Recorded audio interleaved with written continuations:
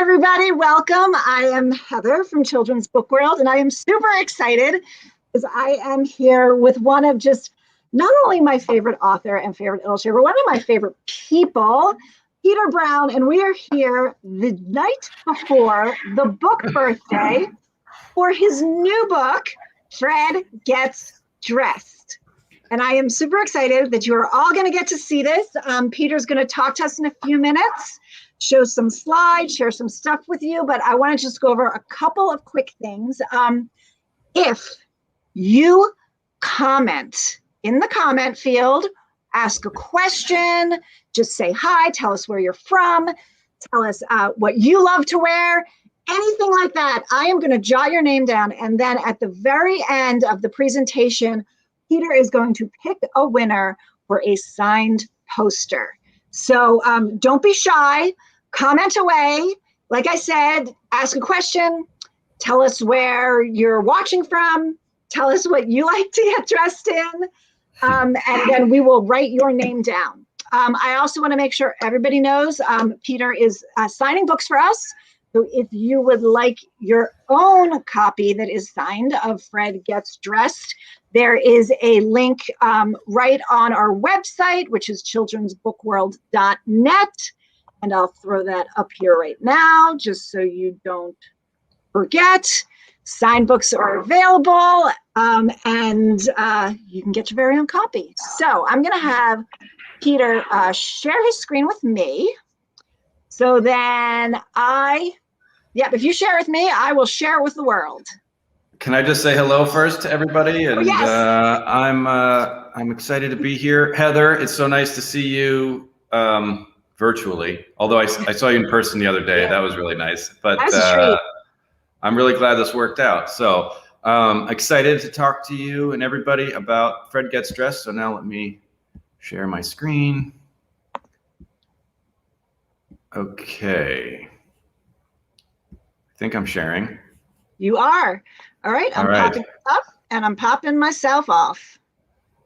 Okay. So hopefully you see the cover of Fred Gets Dressed. Heather, if that's not what people are seeing, please let me know. Otherwise, I'm just going to keep going here.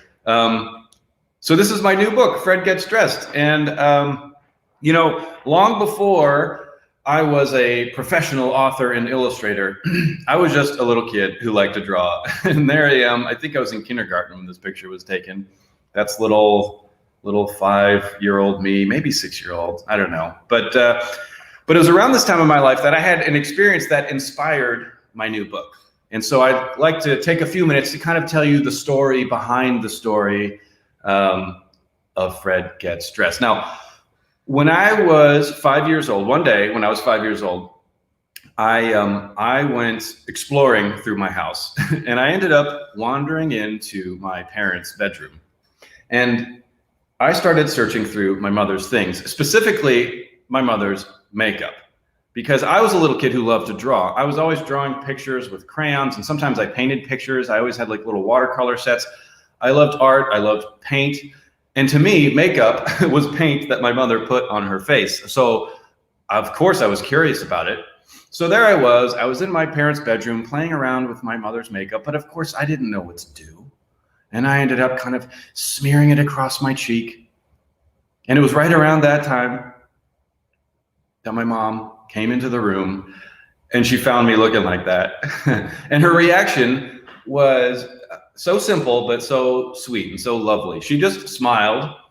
She wiped the makeup off of my face and she showed me how to put on makeup. And we ended up having like a fantastic time together, just playing around with makeup.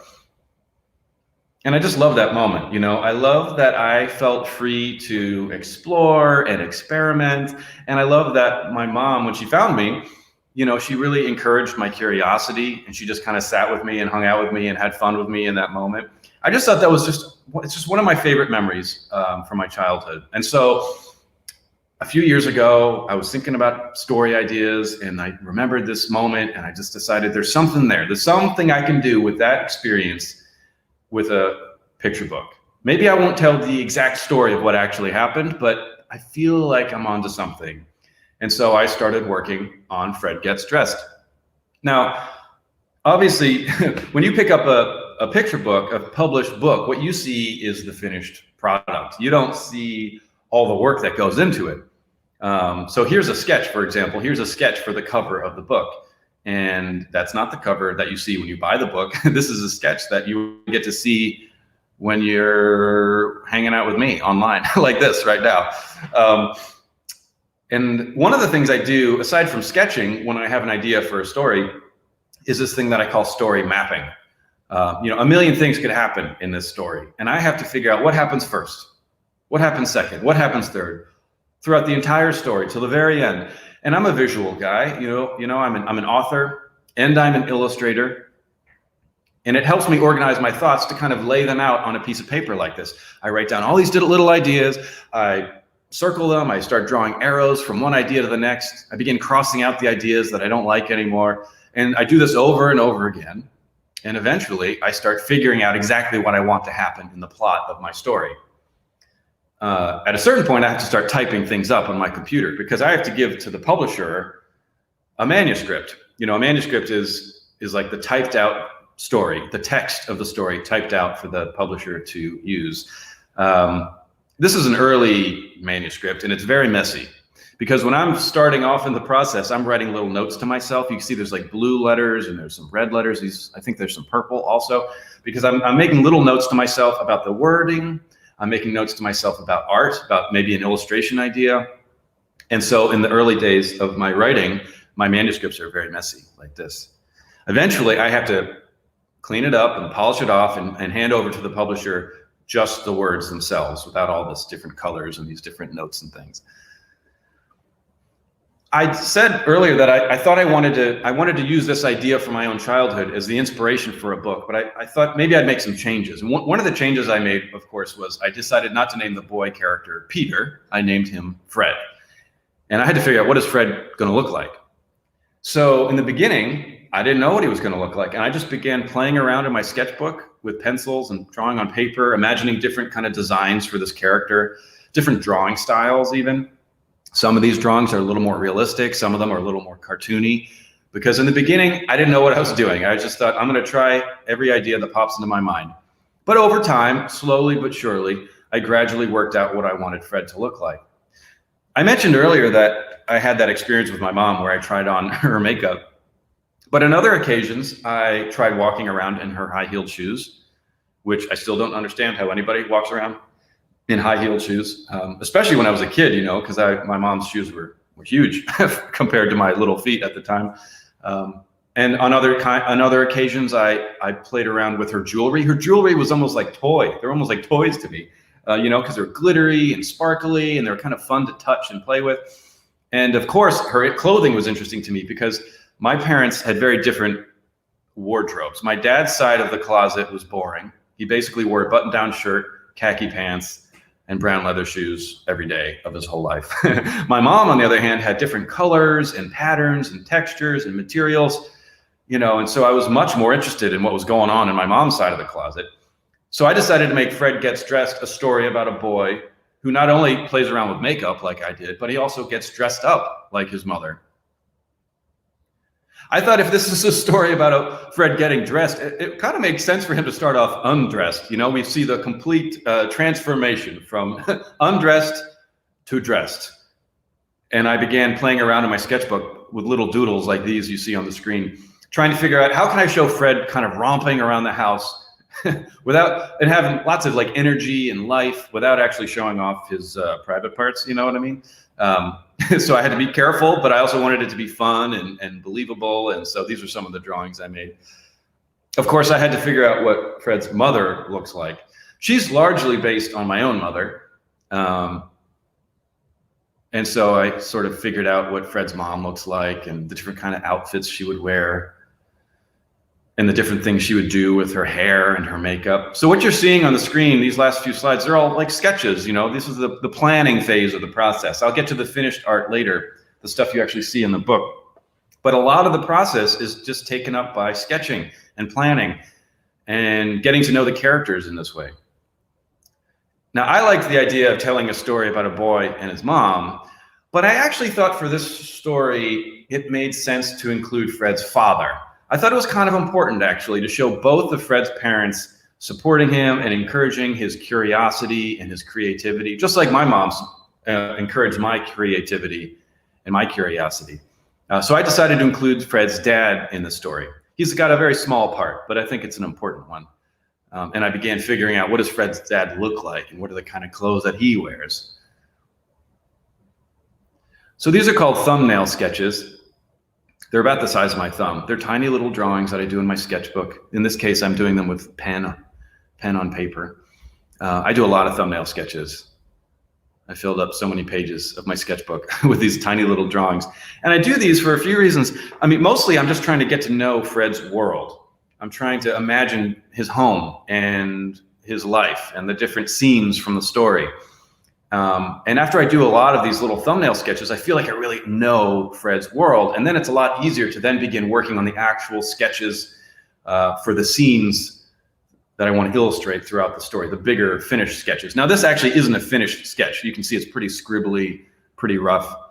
This is one of the early sketches I made for the first page of the book, where we see Fred running naked through the living room. And those are his parents sitting on the sofa, and his dog is in the lower left corner. And you see there's all these house plants in the background. I thought Fred's parents are probably these really like loving, nurturing people. And, you know, it takes a lot of love and attention to properly care for houseplants. And so I thought it was kind of a nice little detail to have their home be filled with houseplants. But I feel like maybe I went a little overboard here. And so here's a revised version of that sketch where I simplified things, I kind of cleaned it up, a few less plants. Here's another sketch of Fred romping into his parents' bedroom. And look at all those houseplants. It's a little wild, it's a little distracting. And so I decided to reel it in and simplify it. And here's the finished sketch for this particular scene. There's only one house plant there in the back corner, but I thought that was enough. So eventually I do all the finished sketches for every scene in the whole story, and I pull them together onto my computer in a file where I can see all the sketches one after another like this. And I can really see how the story flows from beginning throughout the whole story to the very end. And then I might go back and I might make a few changes to the sketches and make a few changes to the words. But eventually, I've got this whole thing planned out. I know exactly what the words are. I know all the sketches, so I know how I want the finished artwork to look. It's just a matter of making the finished artwork. So I'm going to kind of walk you through quickly how I made an illustration, the illustration for the title page in this book. It's a very simple illustration of Fred peeking out from behind a potted plant. And if you look there, there's sort of the black line work there. That's the pot in which the plant lives. It's kind of a funny shape, but that's the pot. And that's on like one layer. I'm doing this illustration digitally using my computer. And so there's like a layer that we're looking at right now. And then I'll add another layer of color. And then I'll add another layer with a little bit of shading. And then there's the plant, which is all black right now. But on another layer, I'll add green. And then on another layer, I'll add some more details. And you know, there's way more to the process than what I'm able to describe to you right now. But hopefully you kind of get a sense of like how I'm layering together different lines and colors kind of over top of each other and gradually building this illustration. And that's the same way, and there's a shadow on the ground underneath everything. Like there's maybe a light overhead and the leaves are casting a shadow on the floor. And so using that same process, I made Fred. I'm just going to speed things up a little bit. There's Fred. I made him the same way, using different lines and shapes and colors and textures, just kind of layering them over top of each other. And then those are the words and the title. And then there's my name, Peter Brown. So now you know a little bit about how and why I made Fred Gets Dressed. I'd like to read you a few pages from the book. And you can see how this whole thing kind of came together. So the first page is the title page, which you just saw. And then we turn that page and the story begins. Here we go. Fred is naked. And there he is. He is naked. It's a very simple sentence, isn't it? But I'm weirdly proud of that sentence. Fred is naked. It's like I'm just saying it like it is. And yet I think it kind of works. And there he is running through the living room. And his parents, look at his parents. They're not even paying attention. I have a feeling this is a regular occurrence. This is not the first time Fred has gone running naked through the home because his parents aren't even really paying attention. They're used to it. The dog, on the other hand, he's a little more curious. He romps through the house, naked and wild and free. He romps around his bedroom and across the hall and into Mom and Dad's bedroom. Fred might never get dressed. That's one of my favorite pages in the book. Look at how much fun he's having. But what's this? Fred has stopped romping. He peeks into Mom and Dad's closet. He walks through the door. Fred looks at Dad's side of the closet. He thinks about the way Dad dresses. So on the left side, you can see there's Dad's side of the closet, and the clothes look not quite as boring as my real dad's side of the closet, but, not especially interesting. And on the right side, we see Fred is sort of remembering all the different kind of styles and outfits that his dad has. It might be fun to dress like Dad. So Fred carefully picks out a shirt and a tie and a pair of shoes, but he has trouble putting them on. And I don't really blame him. Tying a necktie is pretty tricky, even for me, and I've tied them many times. Tying shoelaces can be tricky too. And all the little buttons that go down the front of a dress shirt, especially for Fred's, little hands and fingers, I bet that was really difficult. So I'm not surprised he had trouble putting them on. Fred looks at Mom's side of the closet, and look at that. It's like an explosion of color and pattern, especially compared to Dad's side of the closet. He thinks about the way Mom dresses. And there we see Fred kind of remembering all these different outfits that his mom has worn, her different styles. Look at different clothing. Sometimes she wears dresses, sometimes she wears skirts, sometimes she wears pants and collared shirts. Sometimes she wears shorts or boots and different shoes and scarves and gloves. It might be fun to dress like Mom. So Fred carefully picks out a blouse and a scarf and a pair of shoes. He has no trouble putting them on, but he is not finished yet. He walks out of the closet and over to Mom's table. The shoes he's wearing are big and wobbly, so he has to go slow. Fred picks through Mom's jewelry box and makeup drawer. He thinks about Mom's different styles. And there you can see all the different things his mom does with her hair and her makeup and her jewelry. I was reading this book to some kids earlier, and they looked at this page and they said, she looks like a completely different person. And I think there's something to that. I remember when I was a kid, my own mother would wear, her hair in different ways and her makeup and her jewelry in different ways. And there were times when she would come out of her bedroom and I would, for a brief moment, wouldn't even know who I was looking at. She'd come out looking maybe like a movie star if she had to go out to like a fancy dinner or something, all dressed up in fancy clothing. And that's kind of what Fred is remembering right now. Fred knows what to do with jewelry, but what are these things for? Uh-oh. And there Fred has done the same thing that I did when I was a little kid. He accidentally smears makeup across his cheek. Before Fred can clean his face, Mom and Dad come stomping into the room.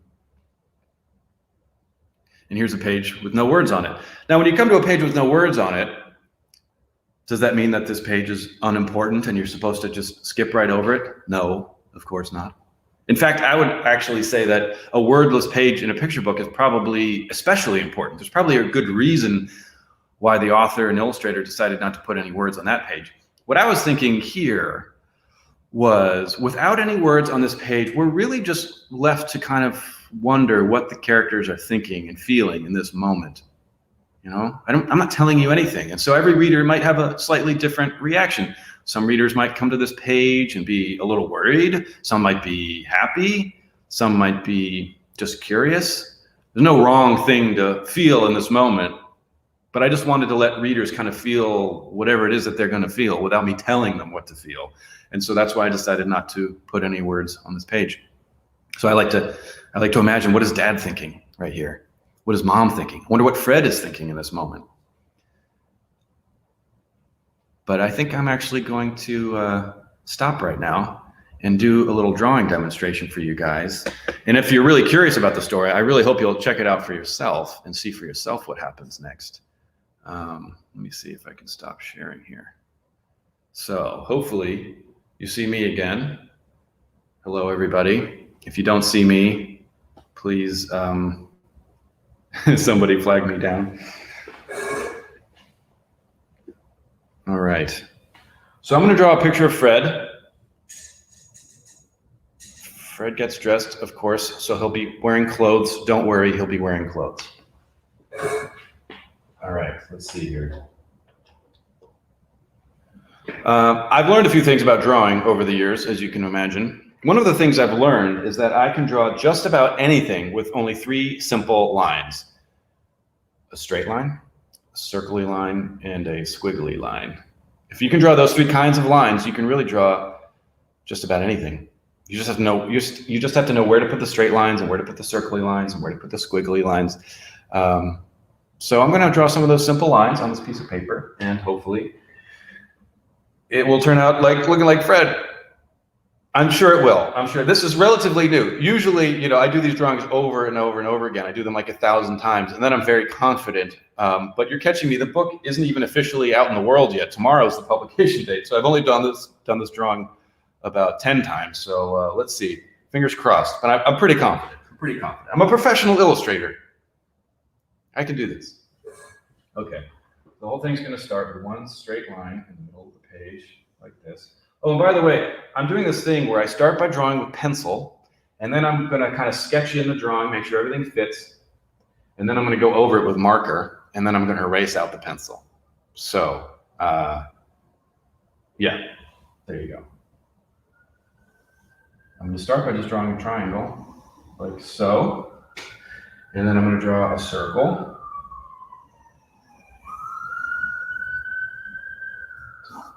Could be kind of sketchy because, again, I'm going to erase everything later. That'll be Fred's head, and I'm going to draw his ear, kind of a round shape here. His hair kind of comes swooping across his forehead, and he's going to be like running. So I'm going to have his hair kind of flying back. Okay, now I'm going to continue this angled line down. This will be his leg and the bottom of his foot. And then I'll draw his other leg. Just a few straight lines in the right place. And it will hopefully kind of look like his leg is kicking back as he runs. Okay, I'll have his arms out. He's very excited, so I'll draw a few straight lines like this. And I'll have his thumb kind of sticking up, and then his other arm's over here. Okay, he's got, if you remember, he uses a scarf, kind of like a belt. He ties it around his waist. And so I'm going to draw a scarf, a circle with a knot. Okay, and we'll have him wearing one of his mother's necklaces. So I'm going to draw this kind of wavy line. And I'll draw his face's like facial features, starting with his eyes. His eyes are basically half circles. And his nose is kind of like a half circle. And then his mouth, I'm smiling. And then put kind of a squiggly line for his shadow. Okay, now I think everything is sort of in place, so I'm going to actually put my pencil away, grab my marker, and now I'm basically just going to start outlining everything that I've already drawn. The hard part's over, really. So now I can kind of quickly go over everything with this black line.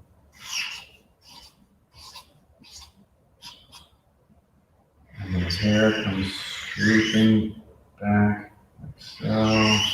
My marker's very squeaky.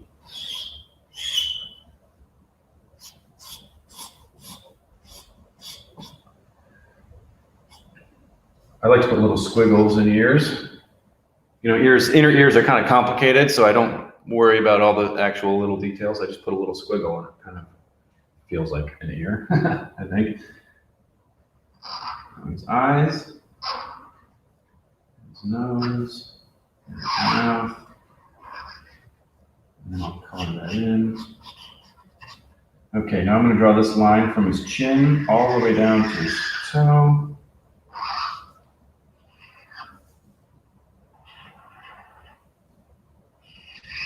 So as you can see, I've already planned everything, and so this part's pretty easy. I can kind of zoom through this.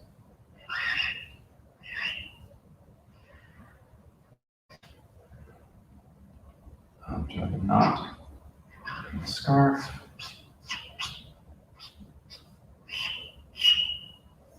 And start with his thumb up here.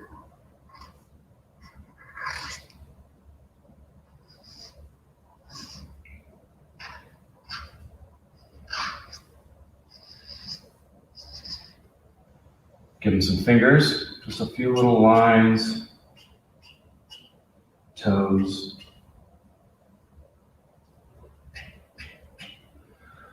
We're really moving now. Okay, almost done. I'm gonna draw like beads on the necklace. So I'll just draw these little circles, following that wavy line around.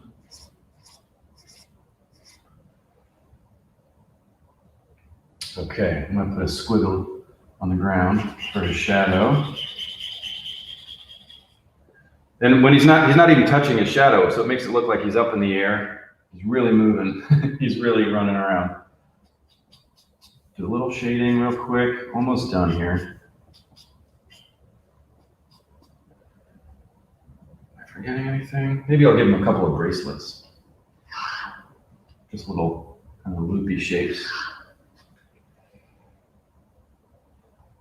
Okay, looking pretty good. I'm gonna erase everything. This is a big drawing, so the erasing takes a little while. I'm gonna try to do it quickly, but I might not get all of it out, and that's okay. But it's nice, it's a nice kind of technique to start off drawing with pencil, and then go over it with marker, and then erase the pencil, and you're left with this like nice polished drawing. So I'm almost done. Actually, I have one more color, one more marker, pink. I love pink, and so I'm gonna just do a quick, add some color here and there.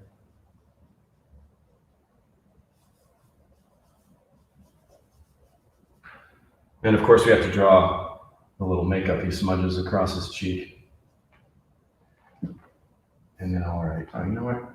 I'm not quite satisfied with what's going on over here. I'm gonna add a little fluff of hair over here. There we go, that looks better. All right, Fred.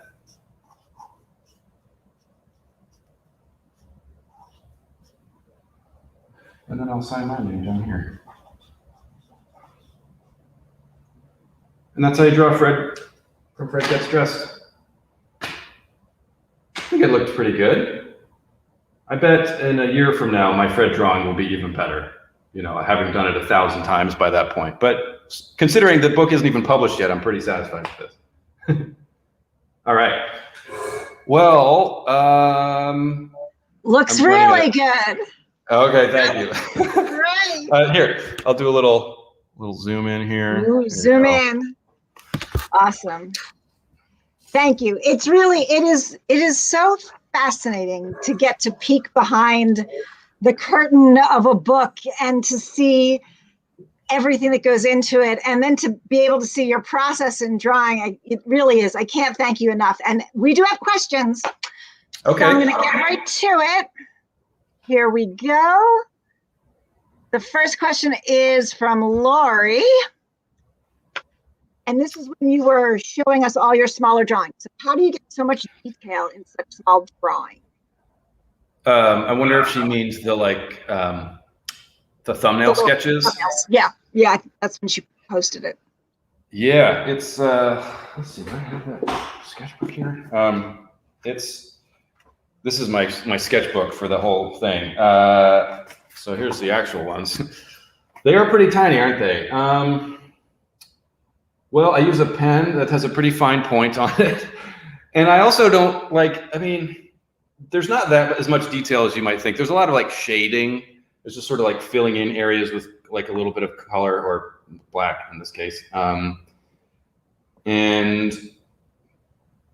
I don't know, I draw small. I guess I draw small.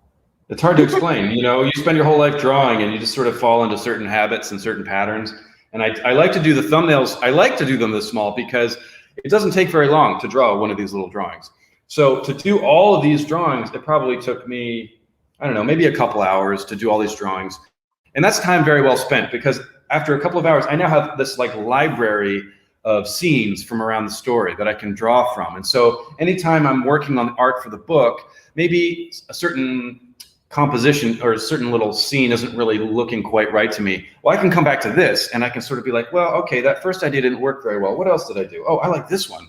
And so rather than having to start from scratch, I have like basically like a library of thumbnail sketches that I can choose from.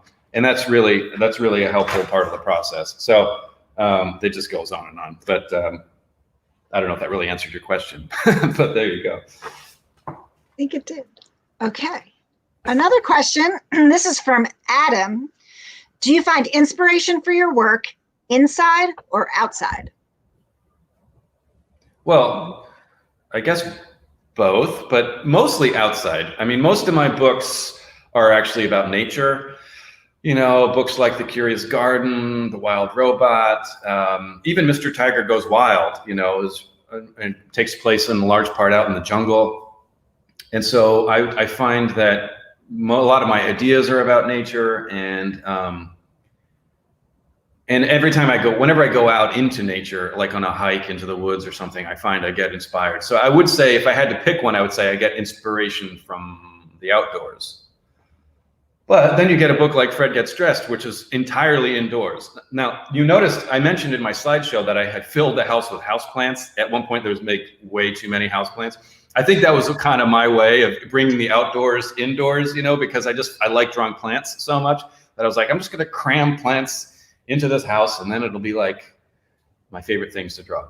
But I had to reel it back a little bit. Anyway, yes, I guess outside is my favorite, but it's not the only place where I get inspiration. I get a lot of inspiration just from reminiscing about my own childhood. And this is a good example of that. But I also I made a book called Children Make Terrible Pets about a bear named Lucy who goes out into the woods and finds a little boy who she thinks is adorable and brings him home to be her pet. Which was inspired by how when I was a little kid, I used to go out into the woods and find like turtles and things and bring them home to be my pet. And my mom would say to me, Peter, wild animals make terrible pets. And so I just kind of flipped that on its head, and instead it's a wild animal who brings a boy home to be her pet. And anyway, so I get a lot of inspiration from just thinking about my own childhood experiences also. You have an uncanny ability of being able to think like a child, which I hope didn't sound insulting, but no, it's okay. I'm emotionally stunted. It's all right. It's okay. Yeah. Let's just be honest. Just like a child. No, but you really do. You really capture it just perfectly. You don't talk over, you don't talk down to, you don't talk under. All of your books. It really helps to be an author and an illustrator, because I can say so much with the pictures, and I find like pictures are sort of this universal language where it's impossible to talk down or up or anything to anybody when you're telling the story visually. And so my philosophy with picture books is to use as few words as I possibly can. And it turns out you don't need that many words, really, And so this book, I think this book is under 200 words. But there's like so much to the story, and there's like levels to it, and there's, sweetness and silliness and these different emotions. And it's like, but it's all mostly woven together with the artwork itself. And so yes, it's nice to be able to have both tools, words and pictures at my disposal. We keep trying to come up with a word for somebody who is an author and an illustrator, and we can't decide if it should be like an authorstrator. We're not really sure. We feel like they should have your own word. And okay, so speaking of authorstrators, here's a question from a fellow authorstrator. Jean Beretta would like to know which of your characters best reminds you of yourself. Oh, that's funny. This is going to sound crazy, but I would say probably the character who is most me is actually Roz from The Wild Robot. I mean, it's hard to say because Fred is very much me. but the Wild Robot books are longer. You know, they took way longer to make. I mean, I spent years working on the first one, and you know, I just spent so much more time with the character. And I really put Roz through so many difficult situations to kind of imagine how she would respond. And I just felt like, you know, she looks at the world in a lot of the way, like I'm kind of analytical and she's analytical. And so we're problem solvers. Nothing drives me more crazy than a problem that I can't solve. You know, like in life, you come upon problems that are just unsolvable and you have to just accept it and like move on. And it's like really hard for me to move on because I'm a problem solver, and Roz is the same way. And so in a lot of different ways, I think she and I are very similar. But I don't know, it's a tie probably between Roz and Fred, because Fred is basically my own story. So two very awesome characters. So this question was asked a bunch of times in different ways, but people want to know, it's kind of a chicken and the egg question. What comes first, the drawings or the words? Every book is different.